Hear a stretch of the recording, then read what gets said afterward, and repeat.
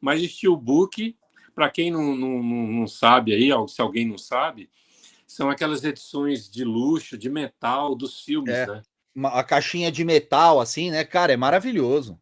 É maravilhoso. Eu comprei Bom, Marcinho... o último que eu comprei foi o Akira, rapaz. Veio amassado. O Akira eu tenho só uma versão aqui da época que vinha em lata ainda, né?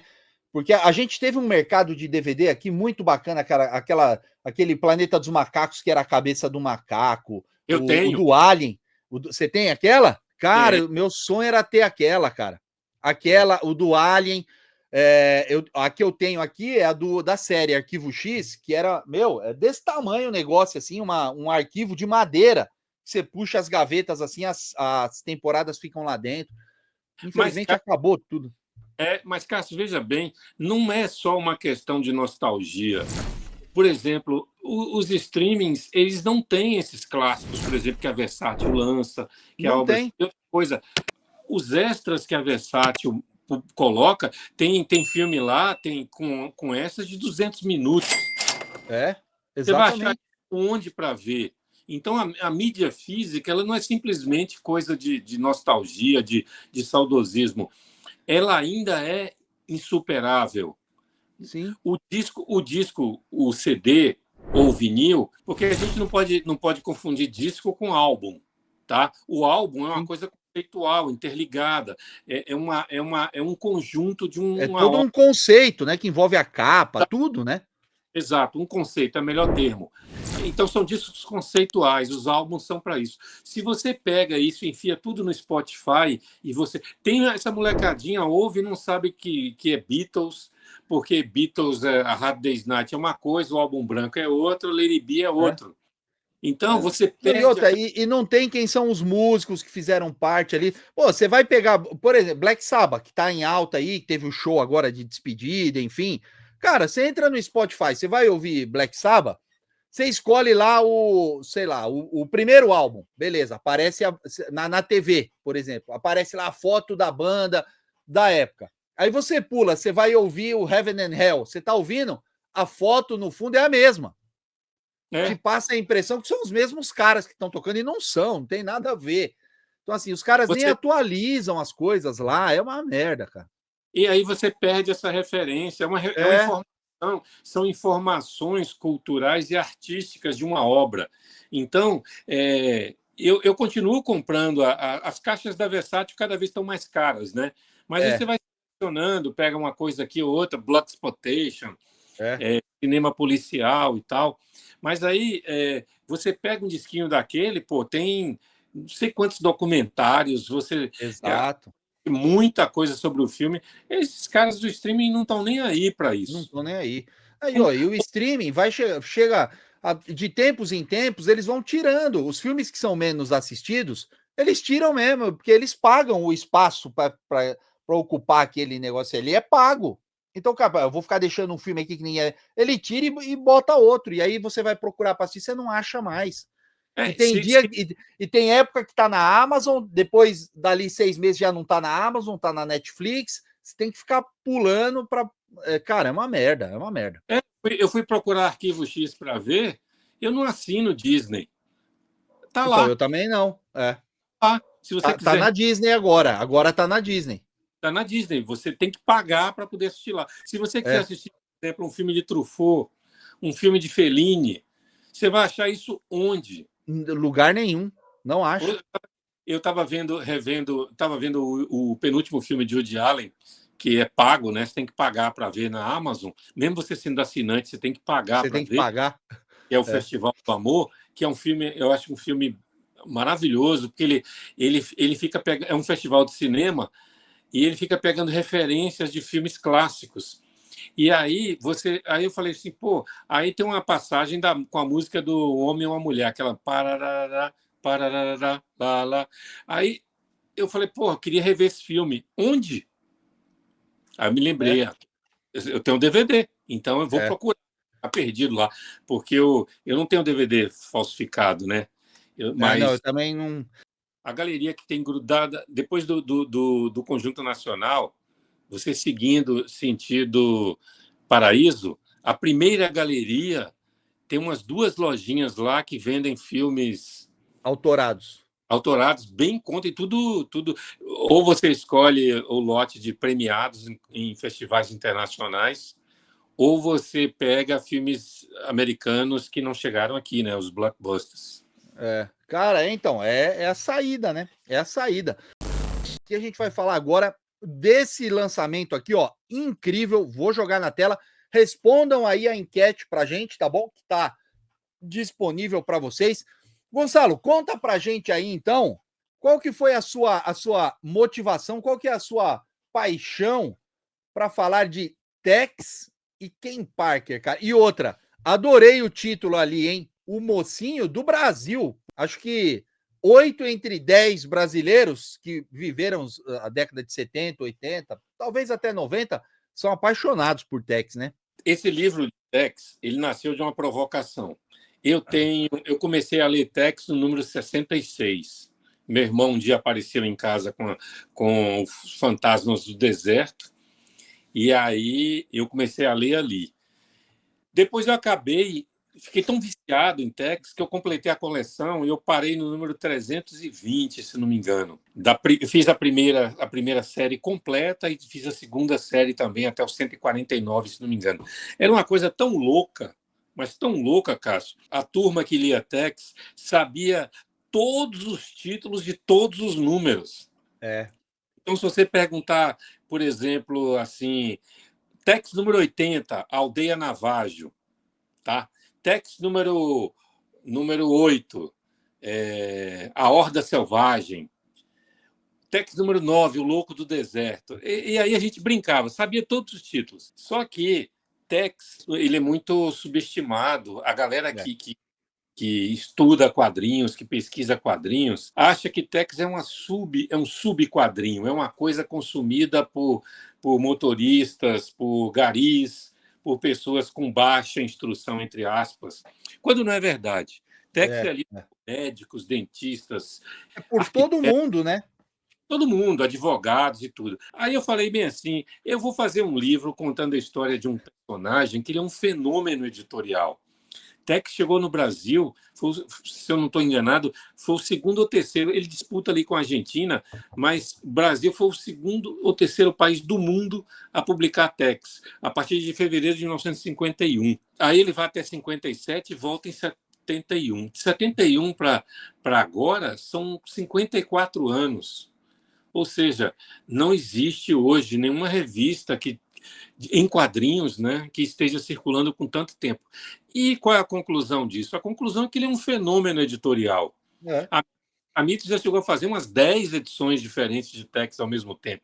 Almanac, Super Almanac, em cores, coleção, Tex normal, já chegou um monte. Então eu falei assim, por que não contar essa história e mostrar que Tex merece respeito? Foi uma provocação mesmo. Eu queria provocar esses caras que ficavam torcendo o nariz para Tex. O livro saiu em 2008. Teve uma coisa surpreendente que Bonelli, não me lembro como, não sei como, um exemplar chegou na mão de Sérgio Bonelli na Itália, né? Que era apaixonado pelo Brasil, né? Aí ele fez, acho que 8 editoriais seguidos assim na edição de Tex sobre o Brasil a partir desse livro. No primeiro ele fala do livro e nos outros ele sempre volta. Por ocasião do lançamento do livro Tex, o Mocinho do Brasil. E, para minha surpresa, ele citou que ele tinha lido Guerra dos Gibis.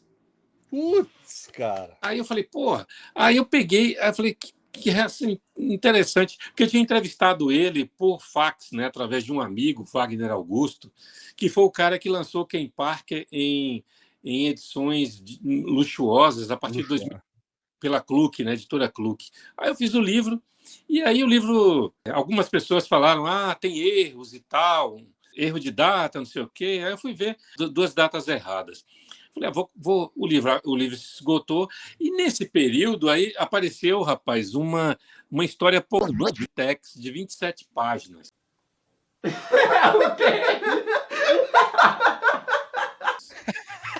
Essa eu não sabia, hein? Tex título. testículo. E a historinha usava o logotipo do personagem. Em 1982, pela editora Grafipar do Paraná. Grafipar era sensacional. Aí foi Franco de Rosa que fez a sátira, né? Aí Mestre Franco.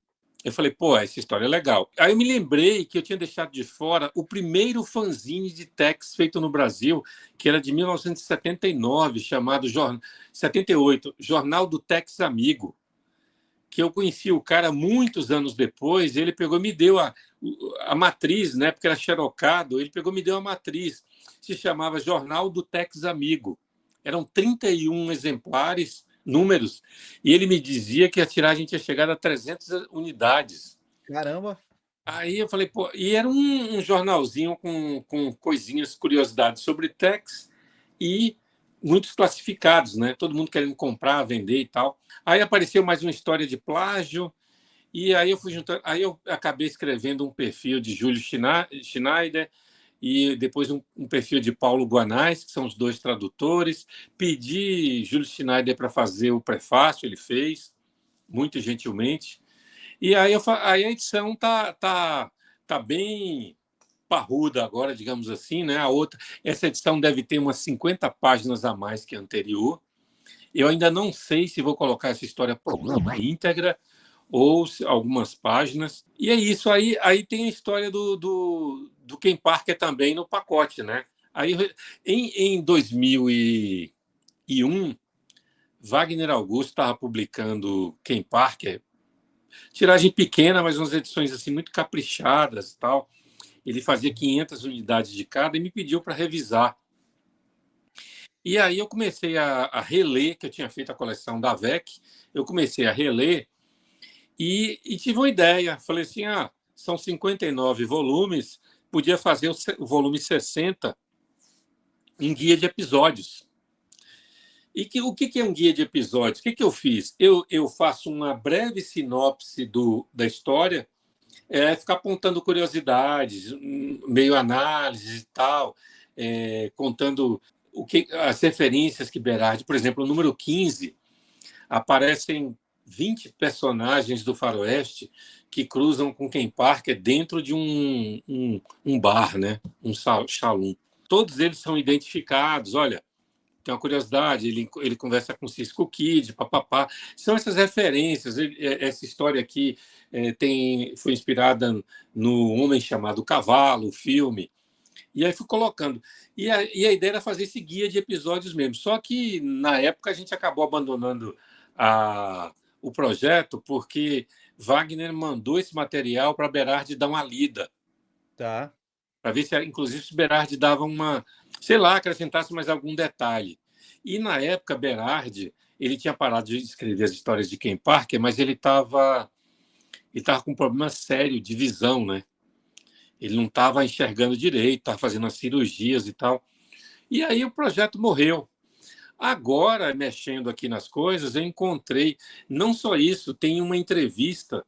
Em 1993, Milazzo, o desenhista de Ken Parker, passou uma semana em Salvador.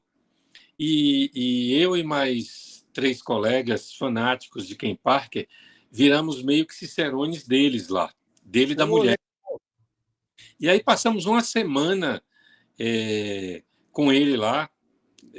A gente se virava, a gente não falava italiano, nem ele falava português. Então, a gente se virava no inglês lá, meio ainda precário, mas a gente se entendia. E nessa, nós fomos no hotel que ele estava, né? E gravamos, acho que 3 ou 4 horas de entrevista com ele. De 93, esse material. E nunca foi... nós filmamos, inclusive, existe isso em vídeo. Putz, que legal! Mas aí aí eu peguei e transcrevi. Então, o livro, esse segundo volume aí de Ken Parker, é um livro em que é uma mistura de sinopse com análise, com referências de cada episódio, né, dos 59 primeiros episódios da série mensal.